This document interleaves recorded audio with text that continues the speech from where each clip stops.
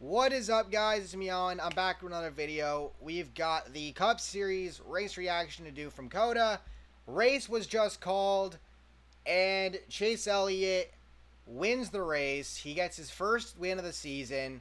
It becomes the first time that Hendricks had all four drivers win since 2014.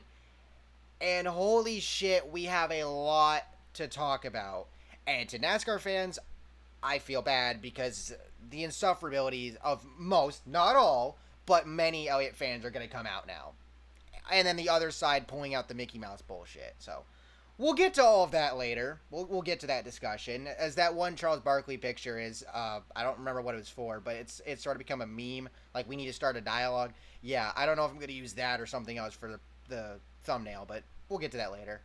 So a bunch of drivers had to go to the back of the field to start the race. Eric Almirola for power steering, Denny Hamlin for power steering, Briscoe transmission, James Davison brakes, Chris Buescher brakes, Anthony Alfredo power steering, Eric Jones unapproved adjustments, Cody Ware brakes, and Daniel Suarez transmission.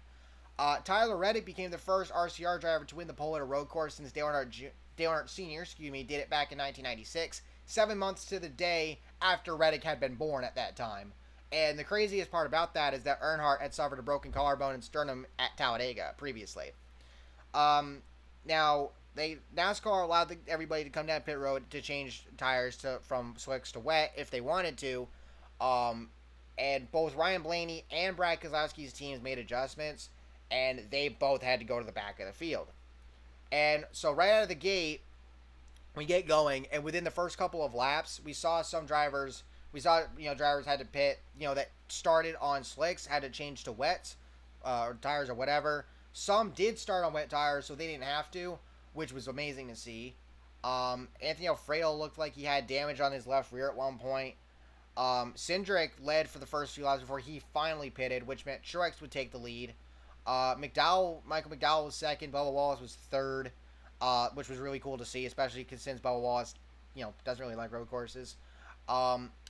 Suarez ended up going wide in one of the turns. He blocked the front tires up, and then he would be stopped in the middle of the track, so they had to bring out the caution.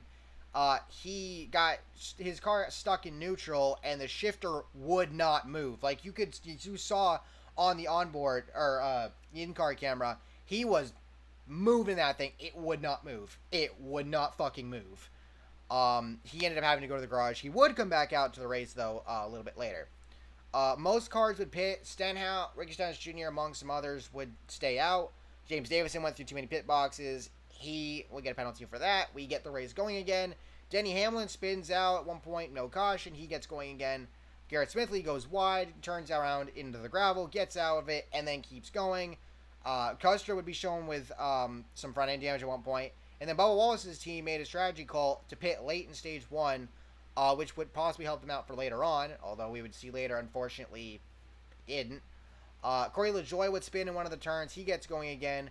William Byron and Matt DiBenedetto make contact and both get damaged. Byron actually had to pit because the tire went down, which he would be pitting under with the pit road being closed, so he would get a penalty later. Justin Haley would go to the garage for a mechanical issue, and Joey Logano would take the Stage 1 victory. Michael McDowell second, Kurt Busch third, Kyle Larson fourth, Austin Cindric fifth, Chris Buescher in sixth, Chase Briscoe in seventh, Ross Chastain eighth, Kyle Busch ninth, and Matt DiBenedetto 10th.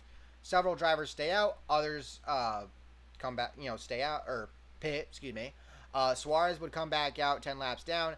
DiBenedetto stalls on the track but gets it refired, gets back up with everybody. Cole Custer got a safety violation on pit road or something like that. William Byron pitted, obviously, when pit road was closed, so he got a penalty for that. So we get going again. Ryan Newman spins at one point, no caution. He gets going again. And then we get the first major caution of the day. And at first, nobody knew what the fuck happened because the caution came out for Christopher Bell, and then they showed Blaney having issues. Heavy damage with a tire down, and he spun out off the track. Then the caution came out for Blaney, and then we saw Bell out of his car, Bubba Wallace got out of his car, Kevin Harvick had a ton of damage, and we were just like, what the fuck just happened? So basically what happened was Harvick braked early going into one of the turns. I guess he was trying to avoid something to happen, and Bubba Wallace ended up in the back of him. And before you fucking say anything, keep in mind, with the rain and the visibility and everything, shit happened. So, and Bubba could not see him, or barely could, and he got into him. And what happened with Bell and Blaney was Bell got in the back of Blaney, and Blaney spun, or not Blaney, Bell spun, and Blaney's tire ended up going down, so he spun out off the track and got back going again. He made it to pit road along with Harvick. Multiple drivers pitted. Harvick, Blaney, and Stenhouse pit for repairs. Stenhouse got damaged from something. I think that was what Harvick was trying to avoid. I don't know. Harvick had to stop because he was leaking oil at one point. Harvick would have to get pushed to pit road, and he would go to the garage. William Byron got a speeding penalty, and then we get going again. Ryan Preece has a save in one of the corners, which set him up to get the lead from Ross Chastain going into the next corner, and that was really cool to see Ryan Preece and Ross Chastain battling for the lead at one point. And then we saw the next caution, and if you were watching this, everybody just flipped the fuck out when it happened. So basically, Michael McDowell, either he slowed, I don't know what the hell happened, but he slowed or whatever. And Truex Jr. got in the back of him. It caused his hood to go up. So he was slowed down. McDowell kept going. And it's not like I don't think McDowell brake checked it wasn't like McDowell brake checked right in front of Truex Jr. Like, there was space there. And something must have happened. I don't know what. Custer gets in the back of Truex, going damn near full speed or trying to slow down. And Truex ended up in the air, partly on Custer's car at one point. They almost flipped. Luckily, they both landed on. Luckily, Truex was on all fours. Custer gets out of his car. Truex was pissed off. It took him a little bit, but he got out of his car. And they had to red flag the race to clean everything up. And I have a ton of quotes that came up from various drivers. I'm just gonna read them all off. Right here. And or actually, you know what? No, I'll come back to the quotes in a little bit. We'll get to the rest of the race. So NASCAR says that the cars will be coming down pit road. The crews could work on the windshields and assist the drivers, no repairs or adjustments, and then they would open the pits up next time for regular service. They also decided to go to single file restarts for the remainder of the race. We get a restart with 4 to go in the stage. Austin Dillon gets a pass through for cutting through the S's. Newman goes through the gravel. Eric Jones spins but gets going again. Quinn Houff, Kyle Tilley, and Ricky Stenhouse Jr. all make contact but continue. Tilley dumped Houff, and Kyle Busch takes the stage 2 victory. Elliott second, Reddick third, Cindric fourth, LaJoie fifth, Kyle Larson sixth, Preece seventh, Allmendinger eighth, Briscoe ninth, and Bowman 10th. Some drivers pit, others stayed out. We get going again. Eric Jones spins in the S's, no caution. Ty Dillon also spun somewhere. Allmendinger gets in the grass a bit. Keselowski goes around, makes a little contact with Ryan Newman, and keeps going. Stenhouse goes around thanks to Quinn Houff. Davison ends up off the track as well, but they both keep going. LaJoie goes wide at one point. Houff goes to the pits with damage. Reddick gets into Allmendinger in the final corner. Reddick spun out, backs out of the way, and then gets going again. No caution there. And then we get the final pit stops. Kyle Busch and Chase Elliott pit first. Houff ended up back down pit road. His day will be done due to the damaged vehicle policy. Later said an accident or whatever. Busch was reportedly 2 laps down on fuel. More drivers pit. Daniel Suarez got a speeding penalty and had to be held a lap for pitting outside of his box. Elliott is told he's 2 laps short to say what he can. Then Bowman pits a few laps later. Elliott gets the lead. Hamlin also comes down pit road. Kyle Tilley got a speeding penalty. Elliott is told to go hard. They can't make it on gas, or they won't make it on gas. Busch pits again. Cindric pits again as well. He did a full 360 somewhere, so I think he might have to do that.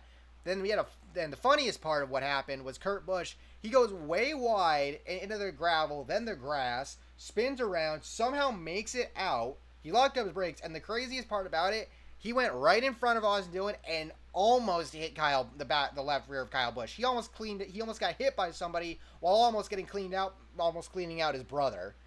And then the caution would come out for visibility and track conditions. NASCAR would then red flag the race. They had the Air Titans go out to clear the standing water on the backstretch. The drivers were told that they could get out but not to go far. And then NASCAR called it with Chase Elliott getting the win. His first win this season. No surprise that it comes at a road course. And I know a lot of Elliott fans are going to be like, oh, redemption for what happened at the Daytona road course. Just stop. Just stop. Now, back to the comments that I mentioned earlier. And I've got a ton of them. Christopher Bell said, when there's so much spray from the other cars, you are racing blind, which we saw that. Kevin Harvick remarked that we don't have any business being out in the rain, period. He later, I guess the full quote or bigger quote, whatever, he said, it's the most unsafe thing I've ever done in a race car by a lot. You can't see anything down the straightaways. These cars were not built to run in the rain and when you can't see. Truex Jr. said over his radio, fucking ridiculous. I about died right there. Denny Hamlin, according to Jordan Bianchi, said, I'm guessing since we can't see, that's our problem, and we're just going to race through this thing and try not to crash, which he asked his team about, and then later said, I cannot wait for our safety meeting this week. From Chris Knight, Cole Custer said, you can't see anything, it's pretty bad. From Jim Utter, Truex Jr. said, you can't see, wide open in third gear, and next thing there's a car on my hood. It's not a good feeling. I tried to get on the gas and get out, and I got hit so hard I was 10 feet in the air. I don't know, just wild, just a mess. You can't see. And then Ryan Vargas said on Twitter, this was like 3 tweets in one, he said, the reason this race has been more violent than the Roval last year and Mid-Ohio in 2016 is the speeds. The straights are so long and so narrow that there's nowhere to go. Racing in the rain is possible at all forms of circuits, but some prove more of a risk than others. Is there an easy fix? No, it's relative. Each track has its issues. Mid-Ohio, lots of runoff. Roval, a ton of standing water, but speeds were relatively low. COTA, not as much runoff, high speed, but good drainage. It's a catch-22. There's so much that's going to be talked about with this race. And I think the biggest thing is you have to separate the fact that it rained so much during the race from the actual racing itself, because there were plenty of moments or plenty of parts of the race where these guys were running really well, even in the rain. Hell of a lot of saves, crazy moments. Again, we saw Preece and Chastain battling for the lead at one point. Corey LaJoie got as high as the top 5. So there were some big points days for some people.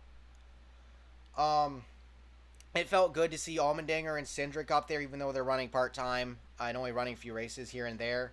And just some of the others. I think Cody Ware's still in it. I think Cody Ware finished like in the top 20 or something. That's crazy. But I think the biggest thing that needs to be talked about with this is, and a lot of people were saying this, is how ready is NASCAR, when it comes to racing in the rain. This I think was the first true full race that we saw these guys race in the rain. We haven't really seen that yet. We've seen rain here and there with road courses, but we haven't actually seen them race completely. If I'm not mistaken, I think there's a shorter course at COTA compared to the one that they used this weekend. I don't know for sure, but if there is, that might be something that needs to be explored, because I think they should come back to COTA. COTA is a great track. Are these cars, meant to race here? That's up for debate. Honestly, I'm not 100% sure. But the racing itself was pretty damn good. We saw this with practice and qualifying, some of which being in the rain, some of it being in the dry.